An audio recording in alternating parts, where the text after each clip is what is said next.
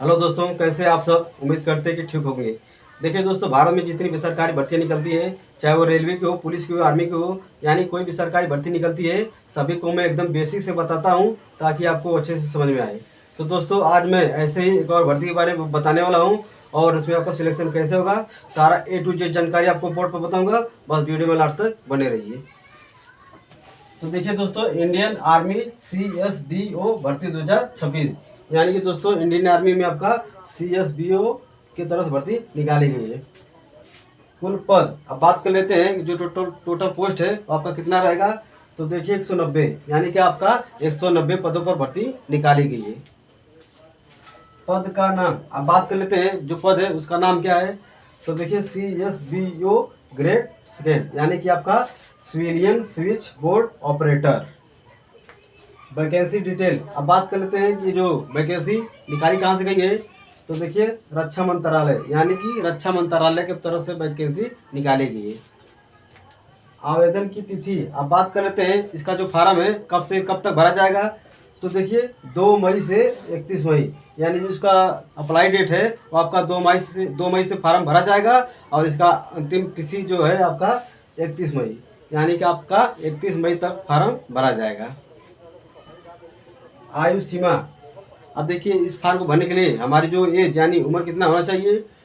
तो general AWS के लिए आपका 18 से 25 साल, OBC है तो आपको 3 साल की छूट मिलेगी और SC ST है तो आपको 5 साल की छूट मिलेगी। यानी इसका जो फार्म है उसमें आपका जो उम्र मांगा है, यदि आप जनरल AWS हैं तो आपका जो उम्र है 18 से 25 साल होना चाहिए। वहीं आप OBC हैं तो आपको 3 साल की छूट मिलेगी और SC ST है तो आपको 5 साल की छूट मिलेगी। फिर आप देखिए, इस फॉर्म को भरने के लिए हमें फीस कितना देना होगा। तो जनरल AWS OBC के लिए आपका 100 रुपये लगेगा, और यहाँ आप SC ST है तो आपका 00, यानी कि आपका निःशुल्क रहेगा। यदि आप जनरल AWS OBC है तो आपको इस फॉर्म को भरने के लिए 100 रुपये देना होगा, वहीं आप SC ST है तो आपको 1 भी रुपया नहीं देना होगा। योग्यता अब देखिए, इस फॉर्म को भरने के लिए हमारी जो क्वालिफिकेशन यानी योग्यता क्या होनी चाहिए।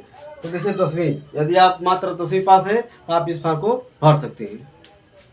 आप देखिए सिलेक्शन प्रोसेस, मान लीजिए आप फार्म डाल दिए, अब इसमें आपका सिलेक्शन कैसे होगा। तो देखिए सबसे पहले आपका लिखित परीक्षा होगा, उसके बाद आपका प्रैक्टिकल टेस्ट होगा, उसके बाद आपका इंटरव्यू होगा, फिर आपका मेडिकल टेस्ट होगा, फिर आपका डॉक्यूमेंट वेरिफिकेशन होगा। यानी कि जो सिलेक्शन प्रोसेस है, सबसे पहले आपका लिखित परीक्षा होगा, फिर आपका प्रैक्टिकल टेस्ट होगा, फिर आपका इंटरव्यू होगा, फिर आपका मेडिकल टेस्ट होगा, उसके बाद आपका डॉक्यूमेंट वेरिफिकेशन होगा। आप देखिए जो इसका जो परीक्षा है उसमें आपका सिलेबस समझ लेते हैं कि इसमें आपका कौन कौन सा विषय रहेगा। तो देखिए सामान्य बुद्धि एवं तर्क शक्ति, सामान्य ज्ञान, गणित और आपका अंग्रेजी। यानी कि इसका जो फार्म में भरा जाएगा उसमें जो आपका सिलेबस रहेगा, उसमें आपका सामान्य बुद्धि एवं तर्क शक्ति से आपका 25 प्रश्न रहेगा, सामान्य ज्ञान से आपका 25 प्रश्न रहेगा, गणित से आपका 25 प्रश्न रहेगा और अंग्रेजी से आपका 25 प्रश्न रहेगा। यानी एग्जाम पैटर्न की बात करें तो टोटल प्रश्न जो रहेंगे वो आपके 100 प्रश्न रहेंगे और टोटल अंक आपके 100 रहेंगे। यानी आपका एक प्रश्न 1 अंक रहेगा।